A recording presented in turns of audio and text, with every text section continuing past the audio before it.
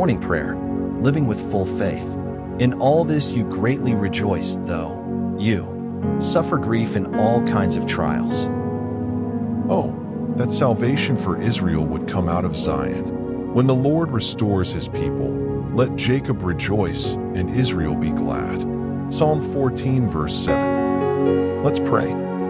Lord our God, our Father in heaven, bless us who have become united in our hope in you and in our expectation of your help on this earth, where people live in all kinds of foolish ways. Bless your word within us. Grant us your Holy Spirit to restore life and gladness to our hearts, even in grief and suffering. Grant this not only in the distress of the whole world, but also in our own lives as long as we remain on this earth.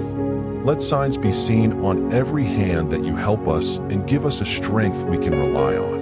You help us in all circumstances every day, every year, ever anew. For this we thank you and praise your name.